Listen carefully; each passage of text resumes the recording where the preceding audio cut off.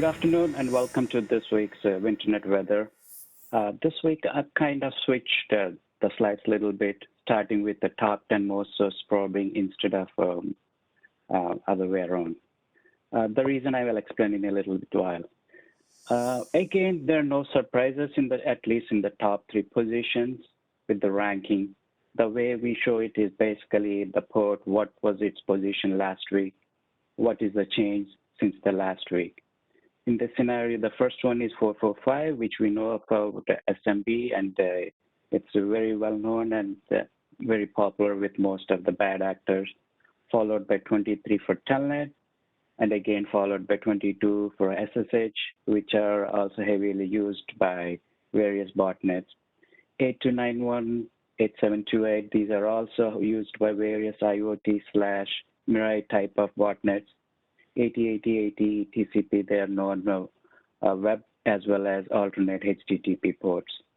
At the number 8 position is we have 1433 TCP, which is for MS SQL server. I think it kind of dropped 4 positions from last week. And at the 10, again, is 555 TCP, which gained 1 position, which is related to Android Debug Bridge, which is also heavily used by various botnets. And moving on to most probed ports for this week. Well, as you can see, the very first one is for the protocol 47. I'll explain a little bit deeper about what is the story, what's happening with this specific number 1 position port. Last week it was at 1569 positions. I think it kind of gained from nowhere to basically landed on the top position.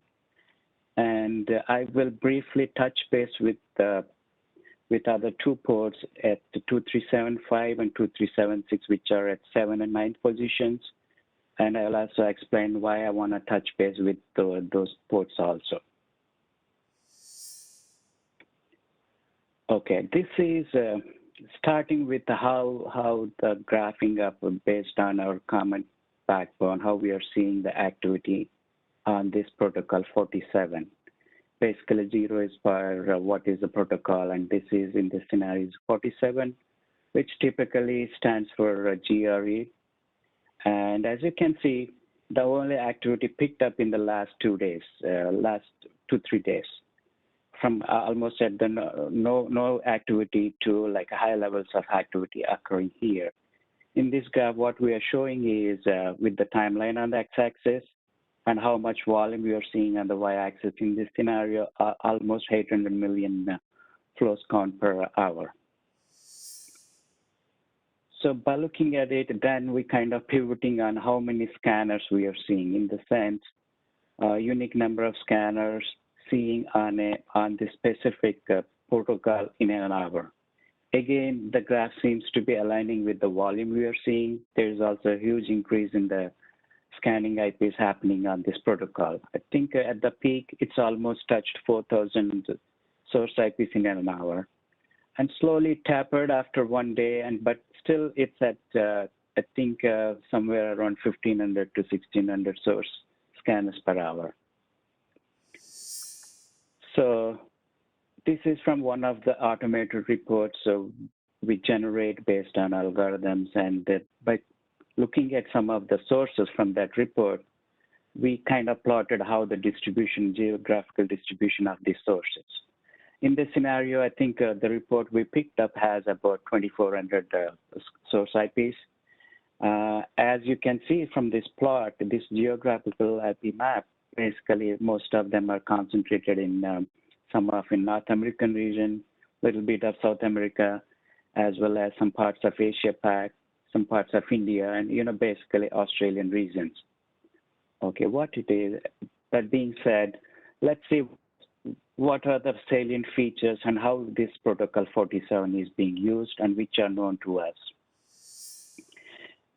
As we said, it's used by GRE, which is for generic root encapsulation, and it's a known stateless protocol typically used in various VPNs.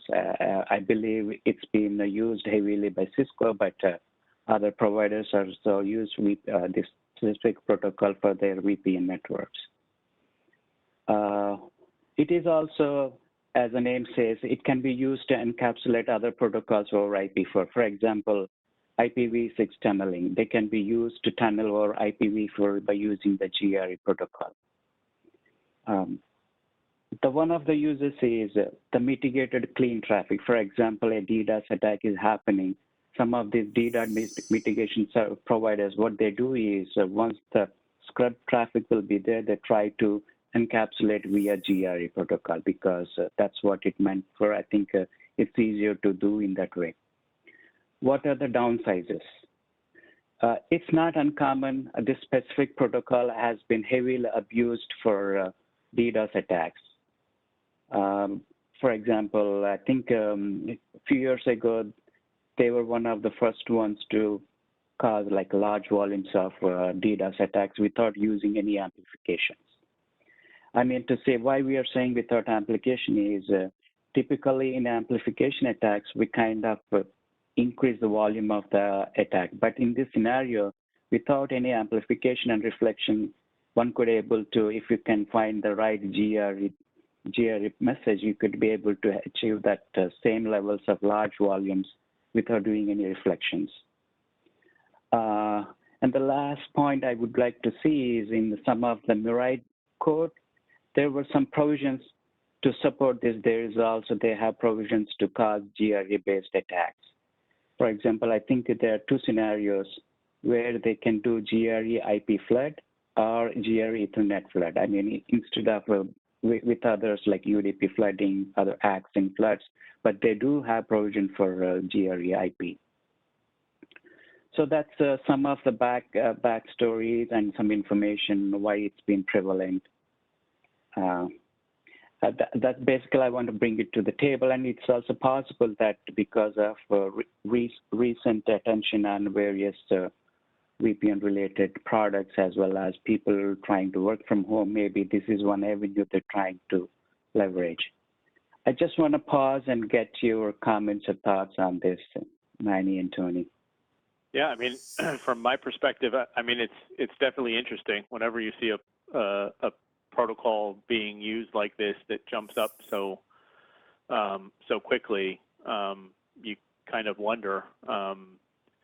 So I'm wondering if this has any association. I haven't seen it yet, but if it has any association with any kind of big DDoS attack that we may have seen in the last, whatever day or two, right? Yeah. That's possible, right? I mean, I'm only speculating here, but it would be interesting to see if there is some correlation to that. And it's also will be interesting to see whether or not this is this the trend obviously is heading down, and I'm going to assume that after perhaps even after today, that graph might die back down to its normal rate, which is way down on the list, right? You're going to see almost nothing of this. So I'm curious to see whether or not that's true. That's in fact what's happening here. And I also wonder, and I'm not sure if you were able to do this, but going back further than 90 days, like have we seen this pattern show up anytime before, or is this the first time? Because I can obviously see there in the graph that there are some blips there on on the map where it was used a little bit more than normal, and I would consider because the graph is almost at zero, right, during normal times, and then you see it jump up in terms of SIPs per hour seen.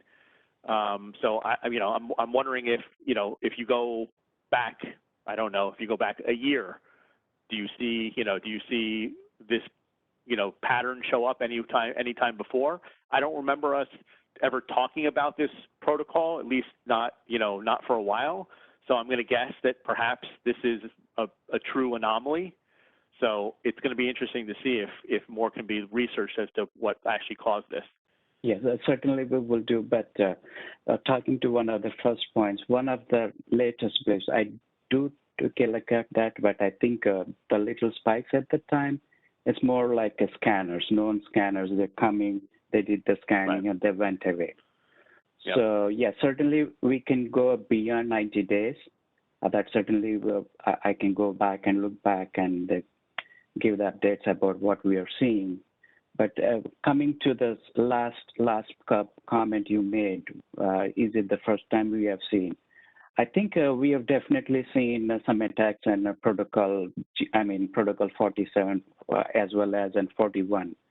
I think one of the, if I'm not wrong, one of the first high-profile DDoS attack using GRE protocol has been against Brian Krebs' website.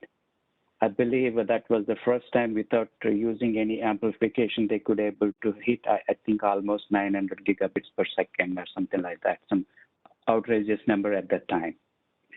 So, like you said, my first thought was it probably really related to maybe some of the traffic we are seeing on the common backbone with recent DDoS attacks happened in the last week or so, to per se maybe in the last 3-4 days actually.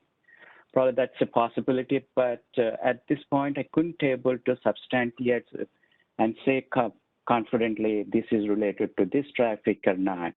But surely we have to dig a little bit further to come to some sort of confident answer, Manny. And I will try to dig in further and see what we will find it out. Yeah, with that being said, I have a couple more slides. Actually, I want to talk about 2 more ports in this scenario. So in this scenario, I wanna talk both these ports at the same time. I will explain why the reasoning is. There are 2375 and 2376, and obviously, as you can see, it's consecutive ports. But by the graph, you can also observe that the traffic is almost goes in hand. It's always synchronized. Please remember the chart I'm showing is a stacked graph in the sense the activity of one graph is on top of another one. Basically, if we take out the individually, you can pretty much see the graph is identical for both the ports. In this specific graph, again, I'm trying to show the volume for the past 90 days. And again, in the next one, I'm trying to see how many scan zips are there. Again, seems to be same number of scanning IP. Maybe I shouldn't have the scanning, the sources involved. And again, the activity seems to be well organized and well synchronized, similar to the previous graph. What we know about it. These ports, 2375 and 2376, they both are associated with the Dockers. And there's some known vulnerabilities in Docker. I think most likely the activity, the scanning we are seeing is to find out any vulnerable ports open on the specific 2 ports.